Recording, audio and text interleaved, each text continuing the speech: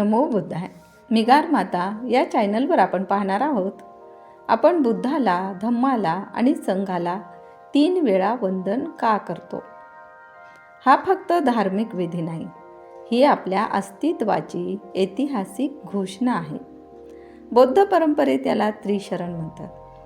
बुद्धं शरणं गच्छामि, धम्मं शरणं गच्छामि, संघं शरणं गच्छामि. ही त्रिशरण परंपरा आपल्याला प्राचीन पाली ग्रंथामध्ये स्पष्टपणे आढळते. विशेषतः खुद्दक पाठ आणि दिग्घ निकायमध्ये लोक बुद्धाच्या काळातच त्रिशरण स्वीकारताना दिसतात. म्हणजेच 3दा शरण जाण्याची परंपरा सम्राट अशोकाच्या आधीची आहे. ती थेट तथागतांच्या काळातील आहे. 3दा का? भारतीय प्राचीन संस्कृती एखादी प्रतिज्ञा 3दा उच्चारली की ती पूर्ण, पक्की आणि जाणीवपूर्वक मानली जाते. बौद्ध धम्माने हाच सांस्कृतिक पाया स्वीकारला, पण त्याला विवेकाची दिशा दिली. पहिलं वंदन बुद्धांना, ईश्वर म्हणून नाही तर जागृत मानव म्हणून ज्ञानाच्या शक्यतेला वंदन. दुसरं धम्माला, 4 आर्य सत्ये, अष्टांगिक मार्ग, नैतिकता, प्रज्ञा आणि समता यांचा मार्ग. तिसरं संघाला, ज्या समुदायाने धम्म जपला, पुढे नेला. 3 वेळा वंदन म्हणजे शरीर, वाणी आणि मन तिन्ही स्तरावर बांधिलकी. ही परंपरा केवळ भारतात नव्हे तर जगभर पसरली.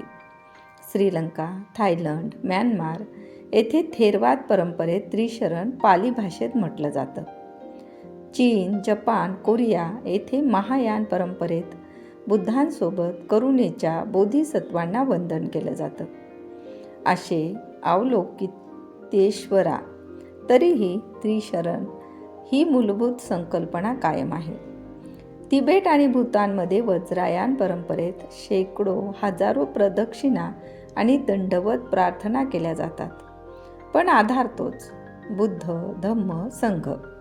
म्हणजेच आपण जे करतो ते केवळ स्थानिक प्रथा नाही, तो एक जागतिक बौद्ध वारसा आहे. 1956 साली डॉक्टर बाबासाहेब आंबेडकर यांनी जेव्हा बौद्ध धम्म स्वीकारला, तेव्हा त्यांनी नवीन धर्म निर्माण केला नाही, तर आपल्या प्राचीन तर्काधिष्ठित समतावादी परंपरेला पुनर्जन्म दिला. आपण जेव्हा 3दा वंदन करतो तेव्हा आपण अंधश्रद्धेला नाही, विचाराला शरण जातो. जातीला नाही, समतेला शरण जातो. भयाला नाही, प्रज्ञेला शरण जातो. ही कृती आपल्याला सांगते, आपली मुळे 2500 वर्षे जुनी आहेत.